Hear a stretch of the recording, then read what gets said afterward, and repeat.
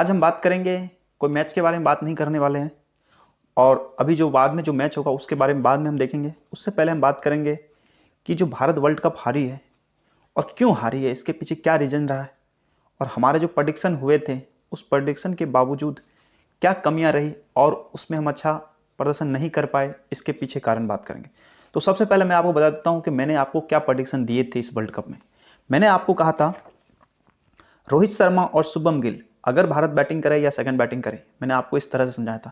तो मैंने कहा था इन दोनों में से किसी एक को आपको रखना है, इन दोनों में से वो एक ही चलेगा, कोई दोनों नहीं चलेंगे। तो ऑब्वियसली सी बात है, मैंने आपको कहा था शुभम गिल के साथ जाए, रोहित शर्मा के साथ ना जाए, क्योंकि रोहित शर्मा को मैं इसलिए मना करता हूं कि देखो वो लंबा नहीं खेलता, ज़्यादा से ज़्यादा 30 से 40 रन, इससे ज़्यादा उसके खेलने की पावर नहीं है, क्योंकि वो तेज़ खेलता है। और ऐसे तेज़ बल्लेबाजों को हम अपनी टीम में, स्मॉल लीग की टीम में कैसे कैप्टन बनाए, संभव ही नहीं है। अगर हम बनाएंगे तो हमारे हारने के चांस 99% है, जीतने के चांस बहुत कम है। मगर शुभम गिल को बनाएंगे तो हारने के चांस 10% ही रहते हैं। जैसे कल शुभम गिल 10% चांस है कि आउट हो गया, अगर वो खेलता और वो 30-40 रन भी शुभम गिल बनाता तो उस 30-40 रन को कन्वर्ट करता है 80-90 रन के आसपास। मगर रोहित शर्मा का खेलने का तरीका ही है 40 रन, 30 रन और इसके आसपास ही खेलता है। और मैंने प्रेडिक्शन में यही कहा था कि अगर रोहित शर्मा पहले बैटिंग करेगा तो 30 से 40 रन के आसपास ही आउट होगा, इससे ज़्यादा लंबा वो नहीं खेलेगा, और 40-45 के आसपास वो आउट हुआ। सेकंड इनिंग में रोहित शर्मा बैटिंग की होती तो मैं आपको बताता हूँ 10 रन भी उससे नहीं बनते। मैं आपको जो प्रेडिक्शन देता हूँ उसको समझे। शुभम गिल नंबर 1 बल्लेबाज है, अच्छा बल्लेबाज है, ओडीआई रैंकिंग है, अच्छी बैटिंग करता है, संभल के खेलता है, और हमें पॉइंट से मतलब है। हमें ये नहीं देखना है कौन सा बल्लेबाज ज़्यादा महत्वपूर्ण है या बड़ा है। देखो बड़े तो बहुत बड़े बड़े नाम हैं, सभी नहीं चलते। उसी तरह से शुभम गिल के पास क्लास है, उस क्लास को देखते हुए मैंने उनको कैप्टन बनाया। ऑब्वियसली सी बात है शुभम गिल इस मैच में फ्लॉप हुआ है, कोई बड़ी बात नहीं है। 10 मैच खेलता है शुभम गिल, 2 मैच में फ्लॉप होता है, 8 में रन मारता है। मगर रोहित शर्मा या अदर जो भी बल्लेबाज होते हैं जो ऑप्शन वाइज देता हूं मैं, वो 10 में 6 में फ्लॉप होंगे, 2 में चलेंगे, 1 में कभी कभार अचानक चल जाते। तो ऐसे अचानक चलने वाले बल्लेबाजों को मैं अपनी टीम में नहीं रखता। अब हम बात करेंगे शुभम गिल, विराट कोहली और सैयद शेर। मैंने आपको कहा था विराट कोहली और सैयद शेर में अगर किसी के साथ आप जाना चाहें तो विराट कोहली ज़्यादातर आपके लिए अच्छा। सैयद शेर के साथ आप जा सकते हैं अगर भारत पहले बैटिंग करे तो, इसमें कोई बड़ी बात नहीं है। देखो अगर भारत रन बनाएगा 300 प्लस तो भारत के लिए बैटिंग करने के लिए बल्लेबाज तो चाहिए। तो मैंने कहा था कि विराट कोहली शेर से दोनों के साथ भी स्मॉल लीग में आप जा सकते हैं, पर ग्रैंड लीग में अगर कॉम्बिनेशन आप बना रहे हो तो आपको शेर को ड्रॉप कर सकते हो। विराट कोहली आपने ग्रैंड लीग में भी मस्ट पिक रखना। क्यों रखना? क्योंकि विराट कोहली हमेशा रन मारता है, भले वो 30 रन मारे या 50 रन मारे, आप समझ रहे हो ना।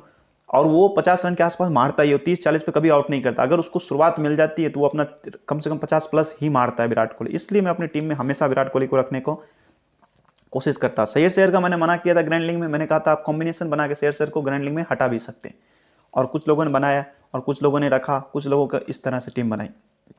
अब बात रही केएल राहुल की, तो मैंने आपको कहा था अगर भारत पहले बैटिंग कर रही है तो केएल राहुल को आपको रखना है अपनी टीम। मैंने ना तो कैप्टन का कहा केएल राहुल का, ना वाइस कैप्टन का कहा। मैंने कहा बिल्कुल कैप्टन वाइस कैप्टन आपको नहीं बनाना है, क्योंकि ये लंबा नहीं खेलेगा, बहुत पीछे आता है, तो इतना उम्मीद नहीं कर सकते इस बल्लेबाज से कि आप इतना लंबा खेले। कभी कभार मार देता है रन, शतक, बड़ी बात नहीं है। तो हमें कभी कभार नहीं देखता, हम रोज क्या एक्चुअली क्रिकेटर क्या खेलता है उसके अनुसार हम उसको अपनी टीम में रखते हैं। तो कैप्टन वाइस कैप्टन के लिए मैंने वैसे ही मना किया था। मैंने सैयद शेर का बिल्कुल ही कैप्टन वाइस कैप्टन आपको मना कर रखा था। मैंने आपको 2 ही ऑप्शन दिए थे कैप्टन में, एक तो दिया था शुभम गिल, एक विराट कोहली, और एक मैंने रविंद्र जडेजा कैप्टन दिया था। कब? जब भारत पहले बैटिंग करे तब, वो भी मैंने ग्रैंड लीग में कहा था। स्मॉल लीग में मैंने रविंद्र जडेजा आपको कैप्टन नहीं कहा था। ग्रैंड लीग मैंने कहा कॉम्बिनेशन आप तैयार कर रहे हो तो आप रविंद्र जडेजा को कैप्टन ट्राई कर सकते हो, मगर स्मॉल लीग में आप शुभम गिल, विराट कोहली, ये 2 ऑप्शन के साथ ही जाओगे।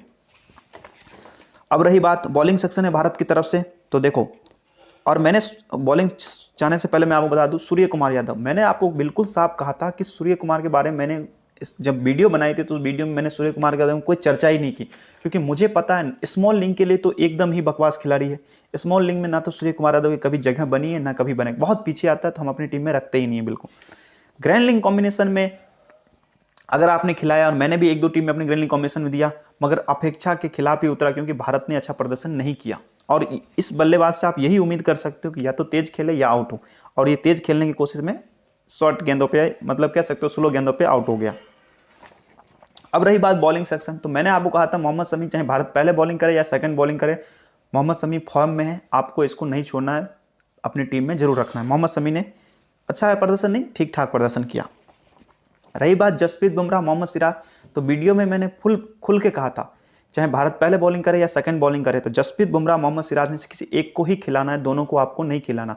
और मैंने कहा था जसप्रीत बुमराह को आपने टीम में रखे, मोहम्मद सिराज के पास फॉर्म नहीं है। अगर आपको लगता है कि ट्रम्प हो सकता है तो आप जरूर ट्राई करें, और मैंने ट्रम्प होने के कारण ही अपनी टीम में रखा। मुझे उम्मीद थी कि ट्रम्प करेगा, मगर जहां मोहम्मद सिराज बॉलिंग करता है पहले दूसरे ओवर में, वहां से शमी को बॉलिंग कराया गया और मोहम्मद सिराज के ओवर कट किए गए, जिससे मुझे लगता है भारत मोहम्मद सिराज को विकेट नहीं मिला। अगर शुरुआती ओवर में मोहम्मद सिराज ने बॉलिंग किए होते तो मुझे उम्मीद है कि मोहम्मद सिराज विकेट निकालता और अच्छा विकेट निकालता, मगर बीच में बॉलिंग कराया गया, जो कि उसका ना तो लय है, ना कभी बीच में उसने कभी बॉलिंग की है इस तरह से, इसलिए मोहम्मद सिराज का इतना खास नहीं रहा। बाकी मैंने आपको तो कहा ही था कि बुमराह के साथ जाए, क्योंकि देखो मैं थोड़ा यूनिक टीम सोचता हूं। अगर मान लो बुमराह फ्लॉप होता तो सिराज ही विकेट देता, हाईएस्ट टेकर होता। मैं आपको समझाने की कोशिश कर रहा हूँ, और थोड़ा यूनिक करता। बुमराह हर किसी के टीम में आपको देखने को मिल सकता है। अगर आप स्मॉल लीग भी खेल रहे हैं तो एक दो खिलाड़ी को ऊपर नीचे नहीं करोगे तो आप सेम टीम ले जाके कुछ नहीं उखाड़ सकते। अगर आपका वाइस कैप्टन फेल और उसका कैप्टन चला तो आप हार गए। मगर आपके पास मानो यूनिक खिलाड़ी एक दो हो तो आपके स्मॉल लीग में भी जीतने के चांस बढ़ जाते हैं, क्योंकि कंपटीशन बहुत ज़्यादा है। उस तरह से लंबा सोचना पड़ता है, ये चीज़ रही बात। फिर रही बात रविंद्र जडेजा की, तो देखो भाई बैटिंग फर्स्ट हो या सेकंड, रविंद्र जडेजा आपके लिए मस्ट पिक ही था। ऑब्वियसली सी बात है, विकेट नहीं मिला और एक्चुअली भारत जीता ही नहीं। अगर भारत जीतता तो रविंद्र जडेजा को भी विकेट मिलने के चांस थे। मेरी तरफ से एक प्रेडिक्शन फेल होते हुए नजर आया भारतीय टीम की तरफ से, वो था कुलदीप यादव। कुलदीप यादव फ्लॉप होते हुए नजर आया। क्यों आया?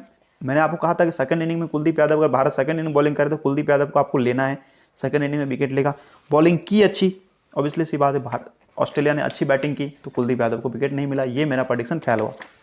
अब हम बात करेंगे ऑस्ट्रेलियन टीम की तरफ से। मैंने जो प्रेडिक्शन दिए थे, मैंने कहा था अगर ऑस्ट्रेलिया टीम सेकंड इनिंग में चेस करने आए तो आपको जॉस इंग्लिश को नहीं खिलाना है। जॉस इंग्लिश की बैटिंग ही नहीं आई, और मुझे पता था अगर ऑस्ट्रेलिया अच्छा प्रदर्शन करेगी तो बैटिंग तो नहीं आएगी, और अगर अच्छा प्रदर्शन नहीं भी करेगी तो फिर दबाव होगा, और दबाव में जॉस इंग्लिश इतना अच्छा नहीं खेलता और आउट हो जाएगा। जॉस इंग्लिश फ्लॉप रहा। फ्लॉप मतलब टीम से फ्लॉप रहा। मेरा प्रेडिक्शन सही रहा। रही बात डेविड वार्नर, मिचेल मार्श, तो इन दोनों मैंने कहा था अगर ऑस्ट्रेलिया पहले बैटिंग करे तो डेविड वार्नर को आपको खिलाना है, और आप कैप्टन भी जा सकते हैं अगर ऑस्ट्रेलिया पहले बैटिंग करे तो। वरना ना तो डेविड वार्नर को अपनी टीम में रखें, ना कैप्टन वैप्टन कुछ भी बनाने की जरूरत नहीं है सेकंड इनिंग में। मिचेल मार्श का भी मैंने ऐसे ही कहा था, अगर आप मिचेल मार्श के साथ जाना चाहते हैं तो आपको बैटिंग फर्स्ट करते हुए जाना है। सेकंड इनिंग में अगर ऑस्ट्रेलिया बैटिंग करे तो आपको मिचेल मार्श को नहीं खिलाना है। मैंने आपको बिल्कुल कहा था और वही हुआ। मिचेल मार्श भी फ्लॉप हुआ। रही बात ट्रेविस हेड की, तो ट्रेविस हेड का मैंने कहा था फर्स्ट सेकंड दोनों में आप ड्रॉप कर सकते हो, और ग्रैंड लीग में ट्राई करो तो ट्राई करो, बाकी स्मॉल लीग में आपको फर्स्ट सेकंड दोनों में ड्रॉप करना। ऑब्वियसली सी बात है, ट्रेविस हेड ने अच्छी बल्लेबाजी की, और एक आप कह सकते हो कि उम्मीद से भी ज़्यादा बल्लेबाजी अच्छी की। ये मेरा प्रेडिक्शन थोड़ा सा, आप कह सकते, थोड़ा नहीं 100% फेल था। कोई इसमें कहने वाली बात नहीं है, क्योंकि भारतीय टीम हमने टीम बनाई थी भारत के जीत पे। अगर हमें ऑस्ट्रेलिया के थोड़े भी अगर 6-5 का भी कॉम्बिनेशन लेके चलते तो ट्रेविस हेड या डेविड वार्नर ऐसे, या जो दो अदर खिलाड़ी होते हैं उनको कॉम्बिनेशन बना के हम चलते। मगर हमें तो एक तरफा जीत चाहिए थी, और हम एक तरफा इंडिया को जिताना चाहते थे, इसलिए हमने ट्रेविस हेड को अपनी टीम में नहीं रखा।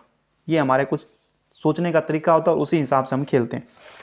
स्टीव स्मिथ, मैंने बिल्कुल खुला आपको कहा था, ना तो स्मॉल लीग में सही है नहीं है, ना ग्रैंड लीग में। ग्रैंड लीग में कॉम्बिनेशन कर रहे हो आप, 10-12 टीम बना रहे हो, 6-7, तो आप ट्राई करो। बाकी स्मिथ मैंने आपको स्मॉल लीग में ही मना किया।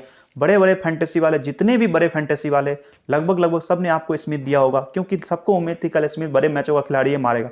पर मैंने कहा था आपको बिल्कुल कि ये फॉर्म में बल्लेबाज नहीं है और ये आउट होते हुए नजर आएगा, और ये आउट होते, ऑब्वियसली सी बात है वो बेचारा गलत आउट हुआ, ऐसे आउट होते नहीं है। अगर उसने क्या कहते हैं DRS लिया होता तो बच जाता, मगर आउट तो आउट होता है, फ्लॉप तो फ्लॉप होता है, तो फ्लॉप हुआ। मेरा प्रेडिक्शन एकदम सही। एम लबुसाने, मैंने आपको कहा था अगर भारत ऑस्ट्रेलिया पहले बैटिंग करे तो एम लबुसाने को आप कैप्टन भी बना सकते हैं स्मॉल लीग में।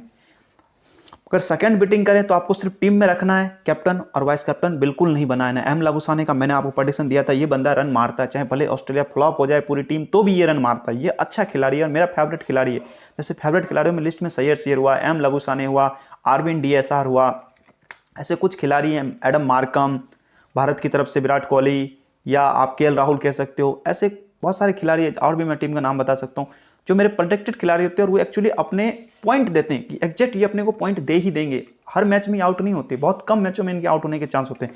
तो एम लबुसाने वाला प्रेडिक्शन भी मेरा एकदम परफेक्ट गया। रही बात ग्लेन मैक्सवेल, तो मैंने कहा था आपको कि स्मॉल लीग में तो आपको रखना ही पड़ेगा, चाहे कुछ भी करो आप, चाहे फर्स्ट बैटिंग करो या सेकंड बैटिंग करो स्मॉल लीग। मगर आप ग्रैंड लीग का कॉम्बिनेशन बना रहे हो और भारत ऑस्ट्रेलिया चेस करने आ रही है, तो आप ग्लेन मैक्सवेल को आप ड्रॉप कर सकते। और देखो ऑस्ट्रेलिया, और मैंने ये भी कहा था कि भारत के पास ज़्यादा राइटी बल्लेबाज है तो मैक्सवेल को हो सकता है कि ओवर कटे, और over actually perfect over sorry Glenn Maxwell को मिला, मगर और मैंने आपको खुल के ये भी कहा था कि मैक्सवेल से वही खिलाड़ी आउट होंगे जो मैक्सवेल को मारने जाएंगे हिट। रोहित शर्मा ऑप्शन है आपके पास, वरना मैक्सवेल ने कोई ज़्यादा बढ़िया बॉलिंग की नहीं और ठीक ठाक रन दिए, ठीक ठाक चला, पर ज़्यादा परफॉर्मेंस भी नहीं किया। और सेकंड इनिंग में बैटिंग तो आई, बाकी लंबा तब तक लगभग ऑस्ट्रेलिया जीत चुकी थी। एक तरह से मेरा प्रेडिक्शन ग्रैंड लीग के लिए ग्लेन मैक्सवेल का ठीक था, स्मॉल लीग में तो आपको मस्ट पिक की तरह रखना ही था। रही बात हेजलवुड की, तो मैंने आपको परफेक्ट कहा था कि अगर ऑस्ट्रेलिया पहले बॉलिंग कर रही, ऑस्ट्रेलिया पहले बॉलिंग करने आ रहे तो हेजलवुड आपके लिए मस्ट पिक है, हेजलवुड को आपको नहीं छोड़ना। अब रही बात पैट कमिंस और मिचेल स्टार्क, तो इन दोनों में मैंने कहा था अगर ऑस्ट्रेलिया पहले बॉलिंग करे तो पैट कमिंस को आप रखना, मिचेल स्टार्क को आप ड्रॉप कर सकते हो। और देखो मैं आपको समझाने की कोशिश कर रहा हूँ, पैट कमिंस का विकेट लेना तो लगभग तय था, क्योंकि ये पटकी हुई गेंदबाजी करता है और बीच के ओवर में गेंदबाजी करता है, इसलिए इनके विकेट मिलने के चांस थे, और डेथ में भी अच्छी बॉलिंग करता है पैट कमिंस, तो इसलिए मैंने कहा था हेजलवुड मस्ट पिक रखना, पैट कमिंस के साथ आप जा सकते हो। मिचेल स्टार्क का मैंने मना किया था, और लगभग आप देखोगे शुरुआती ओवर में मिचेल स्टार्क को विकेट नहीं मिले। मिचेल स्टार्क को 2 विकेट मिले, एक तो मोहम्मद शमी और जसप्रीत बुमराह, ऐसे बॉलरों का विकेट मिला, जो कि मैं नहीं मानता हूं कि ये अच्छी गेंदबाजी। ये तो ऑब्वियसली सी बात है कि उछल्ले बल्लेबाज थे और तेज गेंदबाजों के सामने आउट होने ही थे, चाहे वो मिचेल स्टार्क बॉलिंग कर रहा हो सामने, चाहे हेजलवुड कर रहा हो, तो कोई भी आउट कर सकता था उनको। तो चाहे मैं तो कहता हूँ मैक्सवेल बॉलिंग करने आता तो वो विकेट लेके चला जाता, वो तो जिसको ओवर मिला उसने विकेट वहां पे निकाले। तो मिचेल स्टार्क लगभग फ्लॉप ही था, बाकी उसको ऐसे बल्लेबाजों के सामने बॉलिंग मिलने का मौका मिला जिससे रिवर्स स्विंग अच्छी की उसने और विकेट लेके गया। बाकी मेरा प्रेडिक्शन पैट कमिंस के साथ ही था और पैट कमिंस ने भी विकेट लिए, और हेजलवुड तो मस्ट पिक मैंने बता दिया था पहले बॉलिंग करते हुए।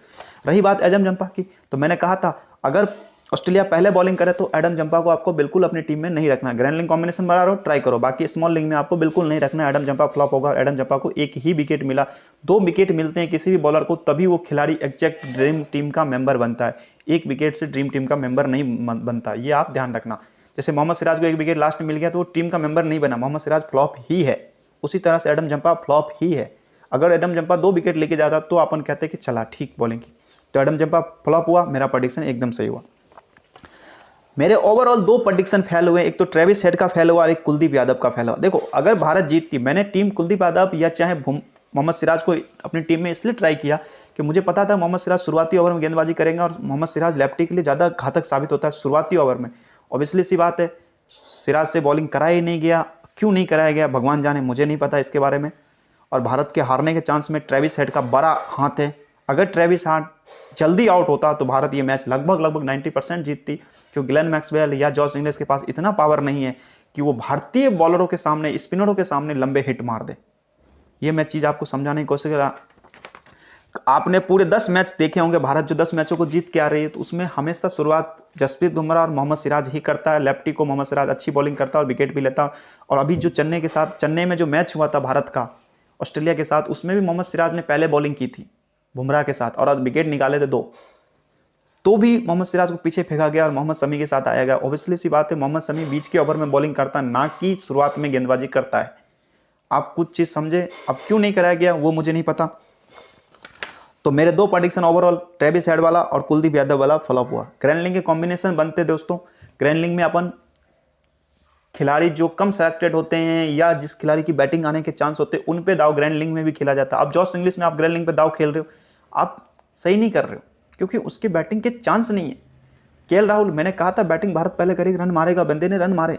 इस तरह से कुछ प्रेडिक्शन दिए जाते हैं। अब हम बात करेंगे भारत इस मैच को हारी कैसे। देखो भारत का मैच का हारने का सिर्फ 2 कारण मैं मानता हूँ। सबसे पहला मेन कारण कि मोहम्मद सिराज जो कि शुरुआती ओवर में लेफ्ट हैंडर के लिए एक बड़ा अच्छा गेंदबाज माना जाता है, लेफ्ट हैंडर बल्लेबाजों के लिए उसको आउट करना सिराज के लिए आसान होता है। तो मोहम्मद सिराज से शुरुआती ओवर में गेंदबाजी नहीं कराया गया और मोहम्मद शमी से करवाया गया, जो कि मोहम्मद शमी का स्ट्रेंथ नहीं है। पूरे वर्ल्ड कप में मोहम्मद शमी ने 10 ओवर या 8 ओवर के बाद ही गेंदबाजी की है, पहले नहीं की है। उससे पहले मोहम्मद शमी से गेंदबाजी कराया गया, जो कि लीग मैचों में तो नॉर्मल मैचों में अगर इनको चेक ही करना था, या कहते हैं ना अपन, अगर इस तरह के एक्सपेरिमेंट लीग मैचों में करे तो अच्छा लगता। अगर फाइनल मैच में जो कि शुरुआत से बुमराह और सिराज करते आए हैं शुरुआती ओवर, फिर भी मोहम्मद शमी को लाया गया, मुझे ये गलत लगा। और मैं इसका आप ये कुल मिला के कह सकते हो कि ये नहीं करना था भारतीय टीम को, और मोहम्मद सिराज से शुरुआती गेंदबाज बॉलिंग करानी थी। अगर आपने सिराज को खिलाया तो शुरू में ही कराना था, फिर बीच में तो सिराज का मुझे नहीं लगता कोई महत्वपूर्ण ज़्यादा योगदान रहता है बीच के ओवरों में। फिर आप सिराज की जगह रविचंद्रन अश्विन को खिलाया होता ऑफ स्पिनर बॉल को, तो वो ट्रेविस हेड को आउट करने में या डेविड वार्नर को आउट करने में आपको मदद जरूर मिलती। इस तरह से टीम को कॉम्बिनेशन सही तरीके से नहीं किया गया। दूसरा मेन रीजन मुझे कारण लगता है, जब बीच के ओवर में ट्रेविस हेड और लबुसाने के द्वारा पार्टनरशिप रन बनाए जा रहे थे तो सिंगल को नहीं रोका जा रहा था भारतीय टीम द्वारा, और लगातार सिंगल दिए जा रहे थे। हर गेंद फील्डिंग मिस हो रही थी, कभी कुछ मिस हो रहा था और स्पिनर्स गेंदबाजी कर रहे थे, मगर वहाँ पे किसी भी ऑफ स्पिनर गेंदबाज को बॉलिंग नहीं कराएगी। जैसे कि ऑप्शनल रोहित शर्मा खुद ऑफ स्पिन डालता है, विराट कोहली ऑफ स्पिन डालता है, शुभम गिल ऑफ स्पिन डालता है। अगर इनसे 2-3 ओवर भी एक्सपेरिमेंट के थ्रू कराया जाता तो क्या पता ट्रेविस हेड के दिमाग में आता और वो तो गेंद रोकता, मगर लबुसाने ऑफ स्पिनर को मारने जाता और अगर मान लो लबुसाने आउट होता तो भी टीम बिखरने के चांस थी। ये 2 मेन रीजन मुझे लगे भारतीय टीम में, जो कि कल देखने को मिला। बाकी ऑस्ट्रेलिया ने अच्छी खेला और अच्छा जीता। अभी आप देख रहे होंगे कि एक तस्वीर वायरल हो रही है जिसमें ऑस्ट्रेलियन खिलाड़ियों द्वारा या उनमें से जो खिलाड़ी है उन्होंने ट्रॉफी के ऊपर अपना पैर रख रखा है, जो कि एक तरह से आप कह सकते हो आईसीसी के नियम का एक तरह से पूरा उल्लंघन है। ट्रॉफी के ऊपर पैर रख के उसका डिसरिस्पेक्ट करना, ऑस्ट्रेलियन देशवासी बहुत ही घटिया काम किया ऑस्ट्रेलिया खिलाड़ी द्वारा। मुझे बहुत इस तरह के फोटो देखने के बाद बड़ा गुस्सा आ रहा है और मैं नहीं चाहता कि देश में कोई भी देश हो, भले ही कैसा भी देश हो, अगर आप ट्रॉफी की इज्जत नहीं कर सकते तो आपका इस पे जीत का कोई हक नहीं बनता। मैं आपको बता रहा हूँ, भले ही ऑस्ट्रेलिया जीती, अच्छी बात है, मेहनत किया, जीतना मुझे खुशी है, मगर ऑस्ट्रेलिया ने ट्रॉफी का डिसरिस्पेक्ट करके बहुत गलत किया है। पैर रख रखे हैं और शैंपेन मुंह में लगा रखे हैं और इस तरह से ट्रॉफी का डिसरिस्पेक्ट बड़ा गलत है। और मैं खुद क्या, पूरी दुनिया अगर ये फोटो देखेगी तो खुद सोचेगी कि ऑस्ट्रेलिया खिलाड़ी द्वारा ट्रॉफी का डिसरिस्पेक्ट किया गया है। और मैं तो कहता हूँ कि आईसीसी इस पर कोई बड़ी कार्रवाई करे, जिससे कि उनको पता चले कि भाई आप मज़े करें, घूमे, क्या मतलब एंजॉय करें, मगर इसका मतलब नहीं कि आप ट्रॉफी को अपने पैरों के नीचे रख के उस पर शैंपेन पिए। ये एक डिसरिस्पेक्ट किया गया है ऑस्ट्रेलियन खिलाड़ी द्वारा, जो कि मैं इसकी कड़ी निंदा करता हूँ और मैं आशा करता हूँ कि आईसीसी इस पर अपना एक्शन ले। उसके बाद मैं आपको ये बात बताना चाहता हूँ कि कुछ लोग मुझे कमेंट कर रहे हैं कि भाई तेरे कारण हार गया और तेरा कोई प्रेडिक्शन भी इतना अच्छा नहीं रहा, वो नहीं रहा, वो। देखो भाई, मेरा काम है एक्चुअली टीम बता के आपको किसको लेना है, किसको खिलाना है, किसको नहीं खिलाना है, ये जानकारी देना, एनालाइज करके पूरी तरह से आपको बनाना। मैंने आपको कभी भी नहीं कहा कि आप मेरे टेलीग्राम चैनल पर जुड़े और जुड़ के वहाँ से खिलाड़ी को मैं जो टीम देता हूँ उसको कॉपी करे। आप मेरे टेलीग्राम चैनल से जुड़ जाए, पिच रिपोर्ट जान ले, देख ले कि मैं क्या टीम दे रहा हूँ। अब उसमें कुछ भी चेंज करना हो तो आप अपने अनुसार चेंज करें। मेरी टीम का कॉपी करके अगर आप टीम खिला रहे हो तो इसमें आपकी ही फॉल्ट हो सकता है। और मुझे लगता है कि किसी की कॉपी आपको नहीं करनी है। मैं जो प्रेडिक्शन देता हूँ यूट्यूब की वीडियो पे, उसको देखना है, उसको समझना है, उसके द्वारा आपको टीम कॉम्बिनेशन खुद तैयार करने हैं। और अगर आप मेरी टीम से खेलते हो और उसके बाद आप हारते हो तो इसमें मेरी कोई जिम्मेदारी नहीं रहती, क्योंकि मेरा टीम खेलने का तरीका बिल्कुल अलग है।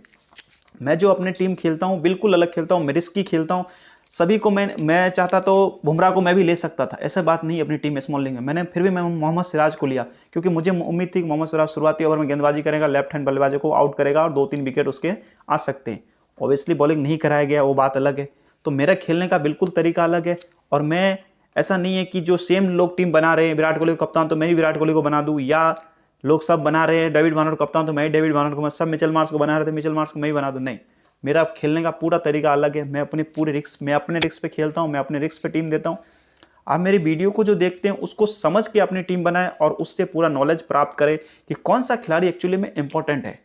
आप अगर उठ के सुबह कल बहुत सारे लोग, अगर आपने मेरी वीडियो नहीं देखी होती तो मैं आपको रियल बताता हूँ, आप में से जो मेरे दर्शक है, जो भी मेरे सब्सक्राइबर है, जो फैमिली मेम्बर है, उस तरह के लोग हैं, मैं उनको बताता हूँ लगभग लोगों का कल डेविड वार्नर कप्तान होते, या तो मिचेल मार्श कप्तान होता, या स्टीव स्मिथ कप्तान होता, इसी तरह के खिलाड़ी, या आप क्या नाम है रोहित शर्मा को कप्तान करते इसी तरह से, या विराट कोहली लास्ट इसके पास या ग्लेन मैक्सवेल, यही ऑप्शन होते हैं आपके पास कैप्टन करने के लिए। और इनको आप कर दे तो भी आप हारते, इसमें कोई बड़ी बात नहीं है। क्यों, एक्चुअली आपके दिमाग में डेविड वार्नर से ऊपर कोई खिलाड़ी है ही नहीं, आपके ऊपर दिमाग में रोहित शर्मा से ऊपर कोई खिलाड़ी है ही नहीं, आपके दिमाग में ग्लेन मैक्सवेल से बड़ा खिलाड़ी कोई है ही नहीं। ऐसा नहीं है। कौन सी जगह पे कौन सा खिलाड़ी खेलेगा ये हमें पता है और हम इनकी जानकारी रखते हैं, पूरा एनालाइज करते हैं, फिर आपको जाकर हम टीम देते हैं। मैंने जॉस इंग्लिश आपको टीम में क्यों नहीं दिया, क्यों मुझे पता है कि उसकी बैटिंग ही नहीं आएगी, अगर बैटिंग आएगी तो दबाव में वो आउट हो सकता है। मैंने ग्लेन मैक्सवेल कैप्टन क्यों नहीं दिया स्मॉल लीग में, मुझे पता है कि सेकंड इनिंग में वो उतना अच्छा बैटर नहीं है। वो चीज़ें मैं आपको एनालाइज करता हूँ तो समझाता हूँ। तो वीडियो को आप पूरा देखा करो, पूरा समझा करो, जो मैं प्रेडिक्शन देता हूँ उसको पूरा समझा करो। और किसी की भी टीम आप कॉपी करने की कोशिश ना करें। जो टीम मैं देता हूं उसमें आप देख लिया करो कि 1-2 चेंज, जो चेंज आपको लगे कि नहीं मुझे इस तरह से ये चेंज करना चाहिए तो आप बिल्कुल चेंज करें और अपने आप अनुसार टीम बना के खेलें। बाकी देखते हैं आगे कौन सा मैच होता है, उसको कवर अप करेंगे तो आपको टीम आ जाएगी। धन्यवाद।